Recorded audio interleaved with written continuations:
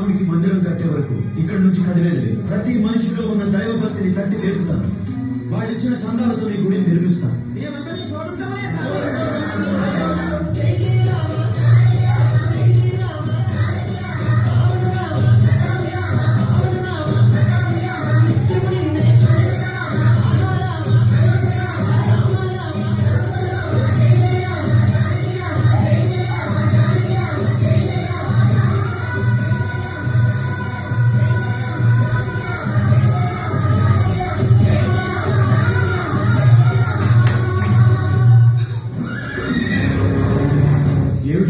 సర్కారు వారి పైకంతో గుడి కట్టినందుకు తనీషా వారు మిమ్మల్ని బంధించి తీసుకురమ్మన్నారు.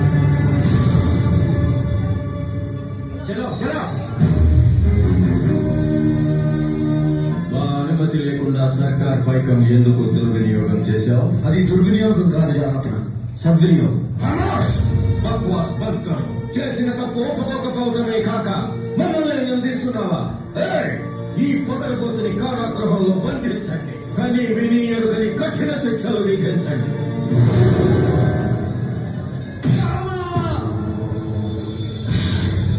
ఇక్ష్వాకుల తిలక ఇకనైన పలుకవే రామచంద్ర రక్షింపనున్నను రక్షకులు ఎవరింక రామచంద్ర గుడికి నటుడికి విరకి తనకి లెక్కాయపో ప్రాగారములు సంపుతో గట్టిస్తే రామచంద్ర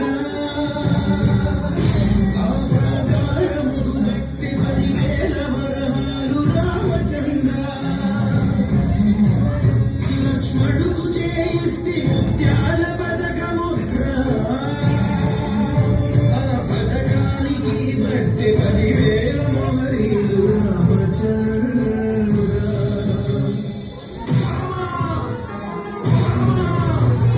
సీతమ్మకు చేయిస్తిని చింతాకు పథకము రామచంద్ర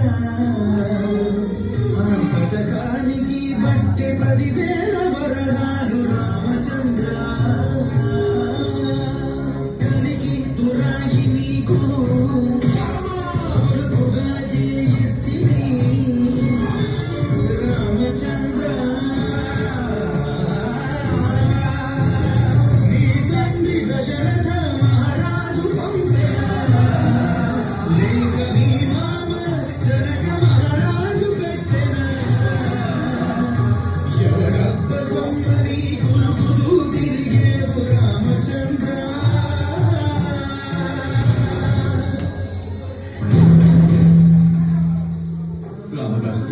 మహాభక్తులైన మిమ్మల్ని హింసించి చాలా పెద్ద తప్పు చేశాం. ఆ రామదర్శనంతో మా కళ్ళు తెరుచుకున్నాయి.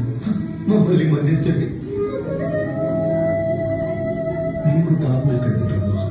పతిత పావనుడైన శ్రీరామచంద్ర ప్రభు దర్శనం సిద్ధించిన పుణ్యాత్ములు మీరు. అసలైన పాపాత్ముడు నేను. అందుకే ఆ భాగ్యం నాకు కలగలేదు.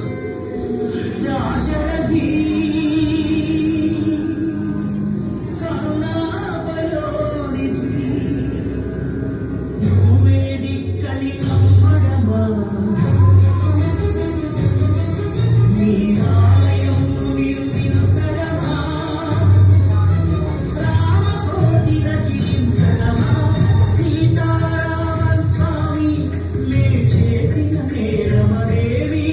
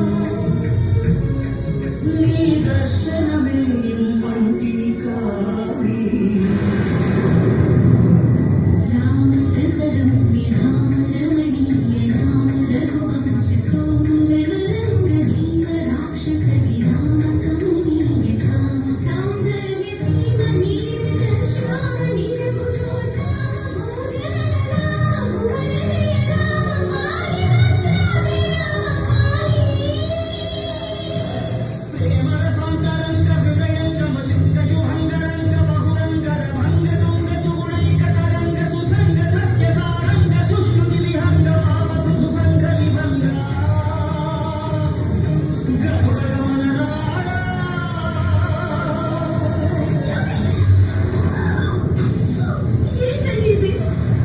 ఎంత వేడినా నా రాముడు నన్ను కరుణించడం లేదు కావాలి. నేనే నా రాముడి దగ్గరికి వెళ్ళిపోతాను. ఏమండి? ఒక్కసారి చూడండి. ఆ రాముడు ఇంకెక్కడ ఉంటాడు? తను నమ్మి వచ్చే భక్తుల హృదయాల్లోనే కొలువై ఉంటాడు అని నిజమేది కదా? నా స్వామి నా గుండెల్లో అవునండి. చూస్తాను. నా రాముడు నా గుండెల్లో ఉన్నాడో లేదో చూస్తాను. నేను భక్తున్నా కాదు, నా గుండెలు చీల్చి మరి తెలుసుకున్నాను. జై శ్రీరామ్! నా స్వామి, నా స్వామి.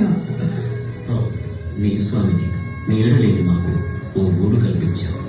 నిరంతరం మా నాన్న కీర్తనలు గావించి పరవశింపజేశావు. భక్తులంటే నీలా ఉండాలని ఆంజనేయుడే మెచ్చుకునేంతవాడిని. ఆ ఆనందలోకాన్ని అనుగ్రహిస్తాను. అదే మీ ఆనందలోక స్వామి. ఆనందం అంటే నీ స్మరణ, ఆనందం అంటే నీ కీర్తన, ఆనందం అంటే శ్రీరామకోటి రచన. అవన్నీ లేని ఆ లోకం ఆనందలోకం ఎలా అవుతుంది స్వామి? మన ఆత్మని ఎప్పటికీ ఈ పావన భద్రాద్రిలోనే ఉండనివ్వండి.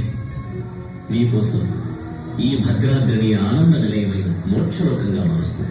మహాపుణ్యక్షేత్రమై పరిఢవిల్లుతూ